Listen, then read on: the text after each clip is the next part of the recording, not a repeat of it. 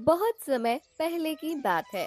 रामपुर गांव में फकीर चंद नाम का एक धनी सेठ रहता था। फकीर चंद बहुत ही लालची था। वो अपनी जमीन को किराए पर खेती के लिए किसानों को देता था और उन गरीब किसानों को अपनी चतुराई से लूटा करता था। इन किसानों की भी क्या जिंदगी है, बस दिन भर काम करते रहते हैं, वो भी सिर्फ 2 वक्त का रोटी के लिए। और हमें देखो, हम सिर्फ आदेश देते हैं और ये किसान हमारे लिए काम करते हैं। इसे कहते हैं सेठ फकीर चंद का दिमाग। हाँ सेठ जी, आप तो इस गांव के मालिक हो और सभी किसानों को मुट्ठी में बांध कर रखते हो। सेठ फकीर चंद बहुत ही लालची था।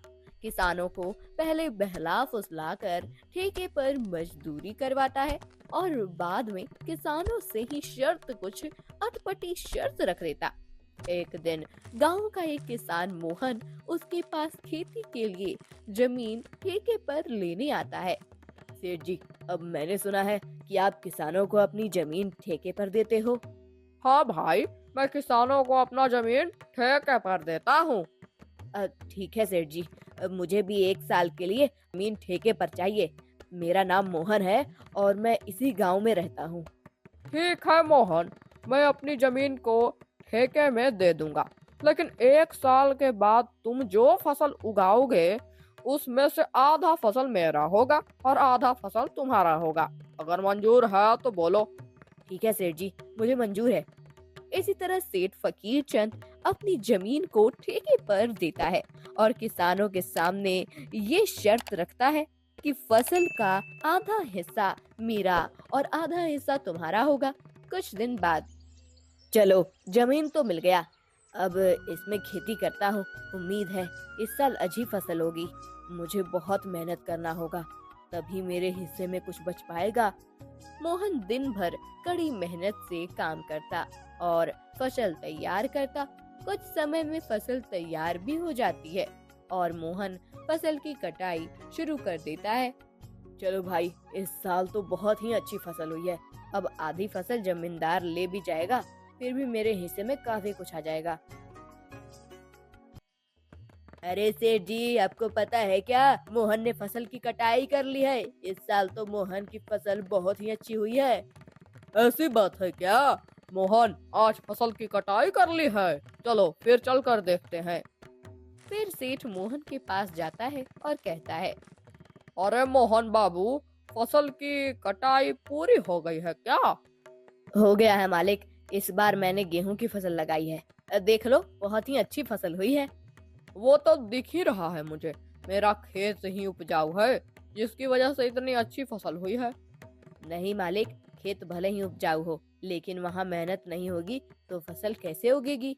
मैंने इस साल इस खेत पर बहुत मेहनत की और सेठ जी, इस खेत पर गेहूं की फसल तैयार करने में मुझे कड़ी मेहनत से काम करना पड़ता था, इसकी वजह से इतनी अच्छी फसल हुई है। क्या बात कर रहे हो मोहन, खेत नहीं होगा तो तुम मेहनत कहाँ करोगे और कैसे मेहनत करोगे? ये खेत बहुत उपजाऊ है, इसलिए तुम यहाँ पर हो। इतना कहकर सेठ अपने हिस्से की फसल लेकर चला जाता है और बहुत थोड़ी ही फसल मोहन के हिस्से आती है। ये क्या, इतना मेहनत करने पर भी बस इतना ही फसल मिला? ऐसी जिंदगी से तो अच्छा मर जाना बेहतर है। हमेशा दूसरों के इशारे पर काम करो, पता नहीं खुद की जमीन कब होगी। इस तरह मोहन जैसे तैसे अपना जिंदगी काटे जा रहा था। फिर एक दिन मोहन का बेटा जतिन शहर में अपनी पढ़ाई खत्म करके अपने गांव रामपुर आता है और जब जतिन गांव का नजारा देखता है तो जतिन को बहुत दुख होता है। पिताजी, क्या हुआ? हमारे गांव को बहुत सूना सूना लग रहा है। मोहन अपने बेटे जतिन को सारी बातें बता देता है और गांव के सभी हालात और गांव के जमींदार के बारे में भी बता देता है कि किस तरह सेठ फकीर चंद किसानों को धोखा में रखकर किसानों की जमीन को लूटता है। फिर जतिन कुछ सोचता है और अपने पिता से कहता है, कोई बात नहीं पिताजी, आप दुखी मत हो, इस बार मैं खेती करूंगा। जतिन ने सेठ फकीर चंद को सबक सिखाने और सभी किसानों को इंसाफ दिलाने की प्रतिज्ञा ली। फिर एक दिन जतिन सेठ अमीर चंद जी के घर जाकर, सेठ जी, इस बार पिताजी की जगह मैं खेती करूंगा। मुझे ठेके में कोई भी एक जमीन चाहिए। अरे तुम जाओ, अभी तुम्हारे पास इतनी ताकत नहीं है बच्चे कि तुम खेती कर पाओगे। नहीं सेठ जी, आप ऐसा मत बोलिए। मैं पढ़ा लिखा हूँ, लेकिन हूँ तो एक किसान का बेटा ही ना। खेती मेरा धर्म है। चलो ठीक है, मैं मान लेता हूँ। और वैसे भी आजकल पढ़ने लिखने में रखा ही क्या है। वैसे भी तुम बेरोजगार घूम रहे हो। इससे अच्छा तुम थोड़ा खेती बाड़ी भी सीख लो। आपका बहुत बहुत धन्यवाद सेठ जी। धन्यवाद बाद में देना, पहले मेरा नियम और शर्तें सुन लो। क्या शर्त है सेठ जी, आप बताइए। ये लड़का तो नया नया खेती बाड़ी कर रहा है। चलो इस बार कोई नया शर्त बता देता हूँ। पिछले बार इसके पिता ने गेहूं का फसल लगाया था, ये भी गेहूं का ही फसल लगाएगा। तो अब की बार मैं ये शर्त रख देता हूँ कि ऊपर का हिस्सा मेरा होगा और नीचे का हिस्सा इस लड़के का। अच्छा जतिन, शर्त यह है कि तुम जो भी फसल लगाओगे उसका आधा हिस्सा मैं रखूंगा और आधा हिस्सा तुम रखोगे, लेकिन ऊपर का हिस्सा मेरा होगा और नीचे का हिस्सा तुम्हारा होगा। बोलो, तुम्हें ये शर्त मंजूर है? ठीक है सेठ जी, मुझे मंजूर है। बिल्कुल ऐसा ही होगा जैसा आप चाहते हैं। फिर अगले ही दिन से जतिन खेती के काम करना शुरू कर देता है। लेकिन जतिन ने इस बार गेहूं की जगह आलू की फसल लगा दी और आलू की फसल बहुत ही अच्छी हुई। फसल की कटाई के समय सेठ जतिन के पास आकर कहता है, अरे जतिन, तुम्हें शर्त याद है ना कि आधा फसल मेरा और आधा फसल तुम्हारा? हाँ सेठ जी, मुझे सब कुछ अच्छे से याद है। आधा फसल मेरा और आधा फसल तुम्हारा, लेकिन आपने कहा था कि ऊपर का हिस्सा मेरा और नीचे का हिस्सा तुम्हारा। तो सेठ जी, आप ऊपर का हिस्सा ले जाइए और नीचे का हिस्सा छोड़ दीजिए। अरे सेठ जी, इस जतिन ने तो चालाकी कर दी। ये गेहूं की फसल की जगह इस बार इसने आलू की फसल लगा दिया। क्या ये सच है जतिन कि तुमने इस बार गेहूं की जगह आलू की फसल लगाई है? हाँ सेठ जी, गेहूं की फसल पिछले बार ही लगाई गई थी, मगर गेहूं का फसल अच्छी नहीं हुई थी। ऐसा पिताजी बोल रहे थे, इसलिए मैंने इस बार आलू की फसल लगाई है। अब देखो ना सेठ जी, आलू की फसल कितनी सुंदर है। चलो सेठ जी, आप ऊपर का हिस्सा ले जाइए और नीचे का हिस्सा छोड़ दीजिए। अरे क्या करूं मैं इस घास फूस को लेकर, जबकि तुम सब आलू ले जा रहे हो। एक काम करो, ये घास फूस भी ले जाओ। देखो सेठ जी, आपकी ही शर्त है और आप ही शर्त मानने को तैयार नहीं है। मैं इस बारे में कुछ नहीं जानता हूँ और आप ऊपर का हिस्सा ले जाइए, मैं नीचे का हिस्सा ले जाऊंगा। इस तरह जतिन ने चालाकी के साथ सेठ फकीर चंद को मुंह तोड़ जवाब दिया और सभी आलू को लेकर घर आ गया और सभी घास फूस को सेठ के हिस्से में छोड़ दिया। पूरे गांव में आज तक आपके सामने किसी ने चालाकी दिखाने की हिम्मत नहीं की और ये कल का आया हुआ लड़का आपको बेवकूफ बना दिया। अरे वो बच्चा क्या मुझे बेवकूफ बनाएगा? आने दो, इस बार ऐसा सबक सिखाऊंगा कि वो हमेशा हमेशा के लिए याद रखेगा। फिर कुछ महीनों के बाद जतिन दोबारा से सेठ फकीर चंद के घर जाता है कि तभी सेठ फकीर चंद, अरे लड़के, इस बार क्या चाहिए तुझे? ठेके पर जमीन चाहिए सेठ जी। फिर तो मेरा भी हिसाब सुन ले लड़के, इस बार कुछ चालाकी नहीं चलेगी। इस बार फसल का नीचे का भाग मेरा होगा और ऊपर का भाग तुम्हारा होगा। बोलो, क्या तुम्हें ये शर्त मंजूर है? बिल्कुल मंजूर है सेठ जी। इस बार फसल का ऊपर का भाग मेरा ही होगा और नीचे का भाग आपका होगा। इस तरह जतिन सेठ जी से बात करने के बाद अपने घर वापस लौट आता है और फिर इस बार दोबारा से खेती करने की तैयारी में जुट जाता है। इस बार तो गेहूं का फसल खूब अच्छी हुई है, मजा आ गया। अब आने दो उस लालची सेठ को, फिर बताता हूँ उसको। कुछ सप्ताहों के बाद सेठ फकीर चंद जतिन के खेत पर आता है। जैसे ही सेठ गेहूं के खेत पर पहुंचता है तो उसका दिमाग चकरा जाता है। अरे ये क्या, इसने तो इस बार गेहूं की फसल लगा दी। ये लड़का जतिन जितना मैं सोच रहा था उससे कई ज्यादा होशियार निकला।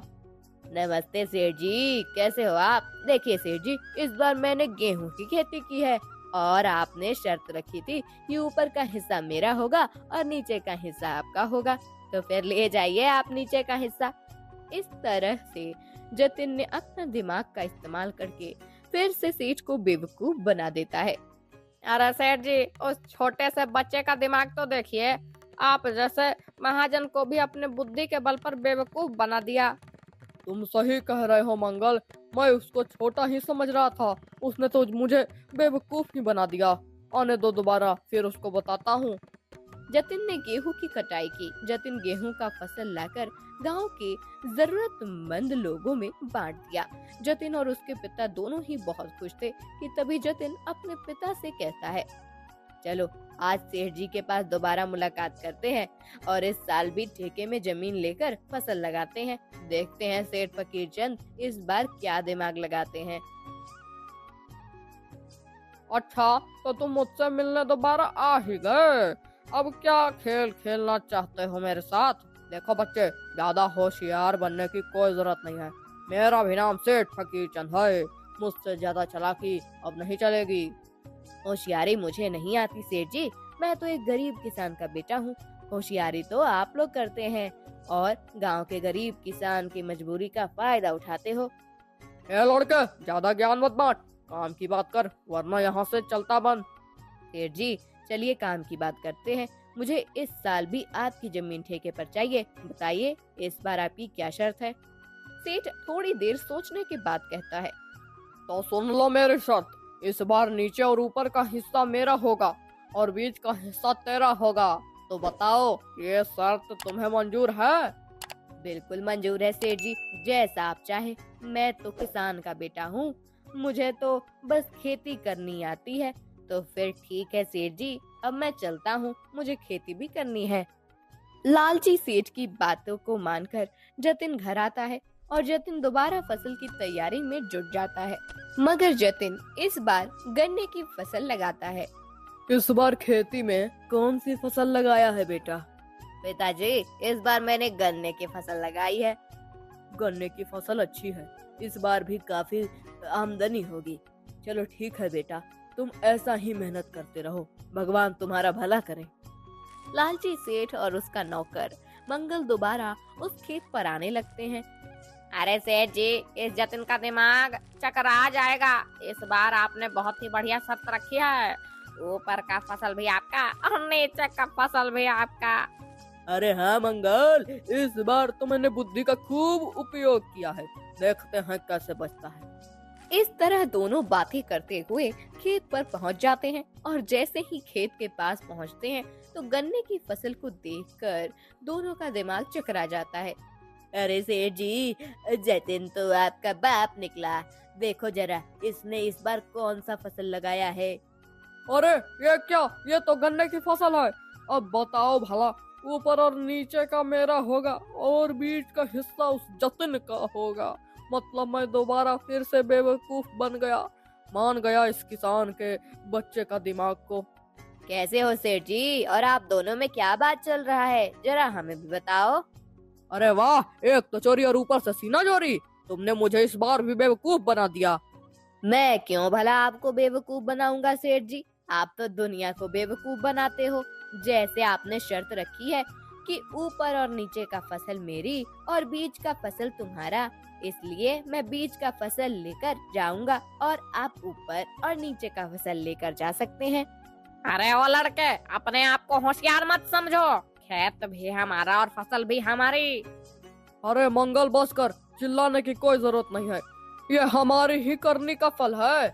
हमने भोले भाले इस किसानों को बहुत तड़पाया है। आज पहली बार हमसे कोई पंगा लिया है और इस लड़के ने तो मेरा दिमाग ही खोल दिया है। समझ गया मैं, अब किसी भी किसान को परेशान नहीं करूंगा। सबकी मेहनत का बराबर पैसा दूंगा और जितने भी किसानों की जमीन मेरे पास गिरवी है मैं सभी को वापस कर दूंगा। सेठ जी आपने बिल्कुल सही बात कही है। किसान दिन भर मेहनत करते हैं अपना और अपने परिवार का पालन पोषण के लिए, और ना कभी अच्छे कपड़े पहन पाते हैं और ना ही अच्छे खाना खा पाते हैं। किसान दिन रात दूसरों का पेट भरने के लिए अपने आप को जलाते हैं, इसलिए इनको तड़पाना ठीक नहीं है। इसका फल तो इन्हें मिलना ही चाहिए। इस तरह जतिन ने अपनी बुद्धि से लालची सेठ को भी हरा दिया और सेठ फकीर चंद ने सभी किसानों को जमीन को वापस कर दिया।